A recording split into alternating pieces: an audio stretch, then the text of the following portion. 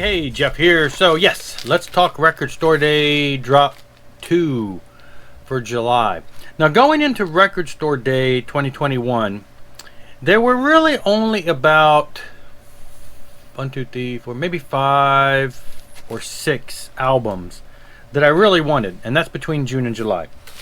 Well, 3 of the ones that I wanted for June got bumped into July. So pretty much June there wasn't a whole lot I wanted. But then, you start looking a little deeper at the list and you pick up some things that maybe you hadn't thought about. And that's kind of what I did with the June. Ended up buying a lot more than I had ever intended for the June drop.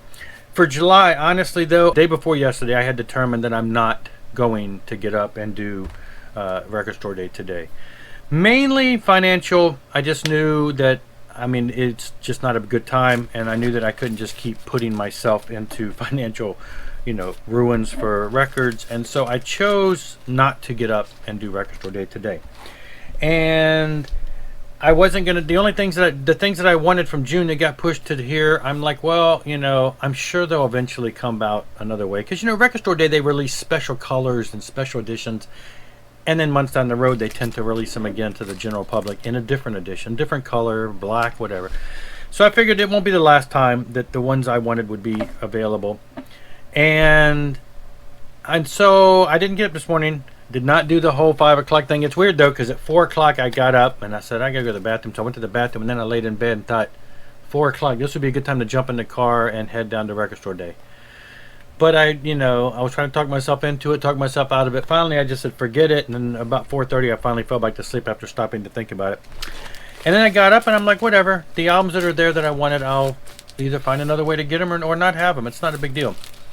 Then, overnight, 2 extra unexpected at this time pieces of money came into my possession, and my wife's like, okay, well, why don't you go on down and let's go to Record Store Day and see if they have any leftovers of what you wanted, because now we've got this extra unexpected money that came in. So went down to the store that I usually go to. We had to wait till, of course, they opened to the public. Went in there. What I was looking for was the King's X album. So there were supposed to be 2 last month and 1 this month for a total of 3. This would have been records 7, 8, and 9, because the first 6 were released a couple years ago. 7, 8, and 9 were supposed to be released on Record Store Day, 2 in June and 1 in July. The 2 in June were pushed to July, and 1 of them got postponed even further. So they only had 2, number 7 and number 9. Somehow number 8, record release number 8, Please Come Home Mr. Bulbous, somehow it got bumped or postponed or dropped or something for later day. So I went in there looking I figured, let's see how many people. I know they had 2 or 3 of each one. Let's see how many people in my area really were King's X fans. Well, I went in there and I was immediately able to see Tapehead. And they actually had 2 of these left. I believe they had 3 total. And I'm looking around for the Manic Moonlight one, and they were gone. And I asked the guy, and he said, yeah, we only had 2 of those. He said, those didn't go until, like, the final hour, like the 5th group that came through their Record Store Day. This is the one where they let in 20 at a time, and they must have had 5 groups. So, yeah, I got this, but not the other. It is on a pink, translucent, hot pink, translucent. It is a gatefold. Now, like I said, this is the 7th album. It was like 1999 or some. And really, this one to me is where they started making some weird sound changes. This is one of the albums that it's got some good stuff on it, but it was a little odd at the time. And then the one that followed this, which is one of the ones I wanted, the Please Come Home Mr. Bulbous, was even odder. But of course, I'm going to get them all. But so I got that. And then I went over, and the other one that I had wanted was the Michael Schenker, and this one was also postponed from June to July. And I knew they had like 2 of these, and they still had 2 of these, because I had a feeling I'm probably the only Michael Schenker fan in the entire Virginia Beach area.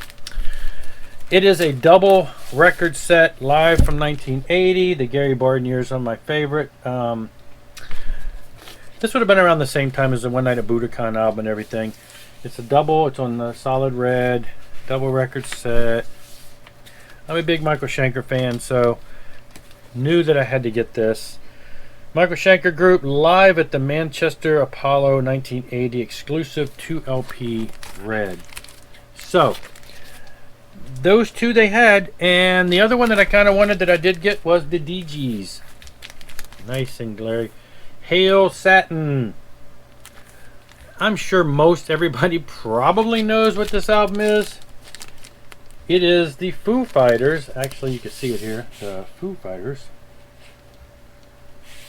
So actually, what I've got here, it's just on black wax.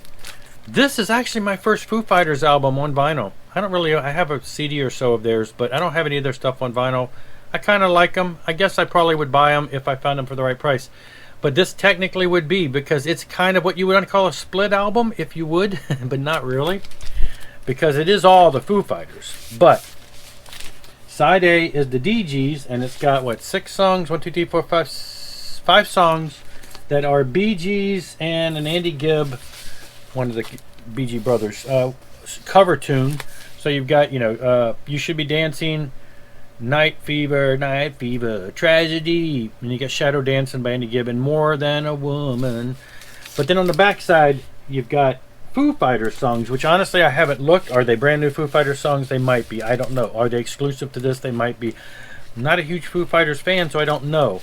But as you can see, they've got this whole mock-up of the DGs. So I will be listening to that. I enjoy some of the Foo Fighter stuff. Our band has played. We played Learn to Fly, and we played Monkey Wrench and songs like that. So then there's 2 other record stores in this area that have record store day. So when I was standing out front of that record store, I called the other one. Hey, do you have Manic Moonlight by King's X? No, we sold them all. Okay, well, great. Call the other store. Hey, do you have any Manic Moonlight by King's X? Yeah, we have one left. I'll be right there. Blah blah blah. So I took off 25 minutes away. Took off through traffic and got there and got the Manic Moonlight. They had one left, and then they also had like 2 copies of Tapehead still. So, again, I guess not big King's X fan sellers around here. Translucent Orange. It also, and this one is actually one of my favorite ones. This is where they kind of, to me, the sound started kind of coming back around.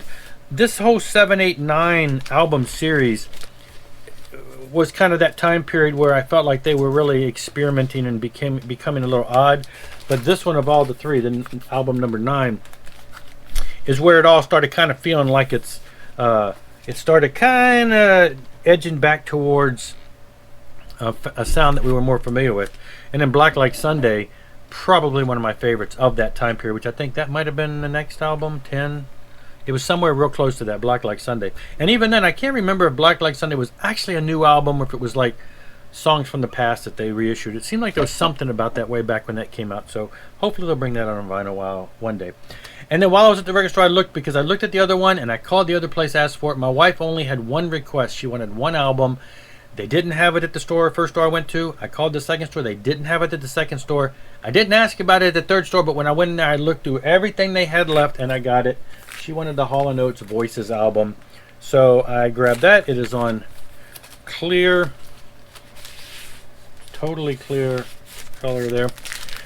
So this is, French import as far as the cover design. Collector's edition deluxe package includes printer and sleeve, embossed album jacket. It's got some embossing there. An interview booklet, which it does have here. It's like it's just basically the insert. But it opens up and it's got an interview on the inside there. So, this is their Voices album. I can't remember exactly what year this is. And it's got the hit songs, Kiss on Your List, and You've Lost That Love and Feeling cover. Some of these other ones I might know, but those are the ones that are the bigger hits. So, anyway, I was able to get that for her, which is really for me because she only listens to records when she cleans, and so it'll be mine. So, yeah. So that was it. I didn't have to get up at 4 o'clock. I didn't have to stand in line. I didn't have to do that whole 3-4 hours sitting in line to get a number, etc., etc. I went after the fact. Again, I wasn't anticipating going at all. I slept in. I was clear conscious, no problem. I don't need these records. Hey, look at that. Some extra money came in. Thank you. And I went and bought a couple of those records. So anyway, that's all for now. I'm going to make another video on something else, but that's it for Record Store Day 2021 Drop 2.